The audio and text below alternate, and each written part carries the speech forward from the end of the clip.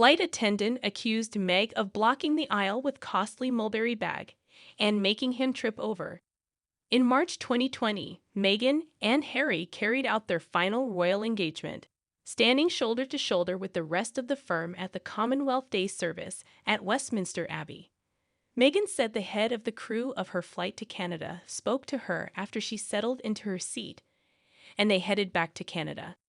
She said, "He came and knelt next to my seat, and he took his hat off, and I just remembered looking at him, and he goes, 'We appreciate everything you did for our country,' describing the impact this emotional statement had on her," she continued.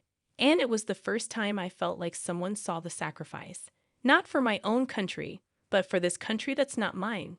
We landed in Canada, and one of our security guards who had been with H for so long, and these guys were so wonderful. I just collapsed in his arms crying," she added. "I was like, I tried so hard. And he was like, I know you did. I know you did, Mom. I know you did."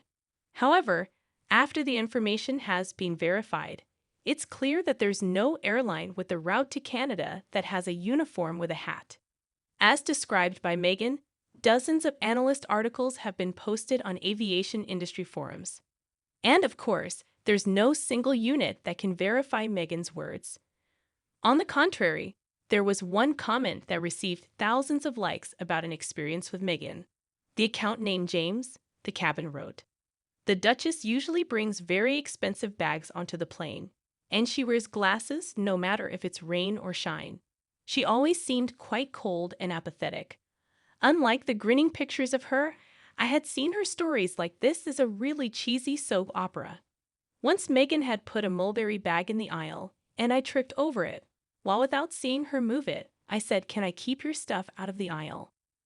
Another flight attendant revealed the Duke and Duchess of Sussex did not pay for the drinks and snacks that they had themselves at the beginning of the flight. "They looked at the menu and I could see they were discussing what to order. When we went through the service trolley, they stopped me and asked for a drink and a snack.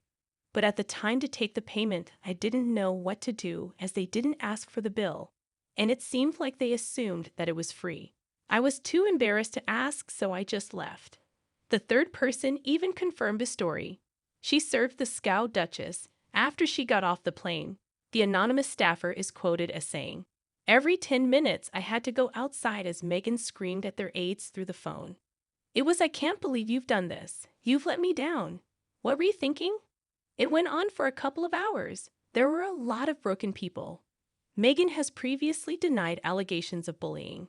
They were published just before Meghan's bombshell interview with Oprah Winfrey was broadcast.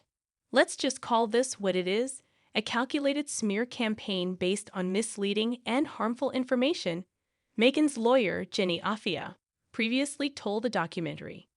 What bullying actually means is improperly using power repeatedly and deliberately to hurt someone physically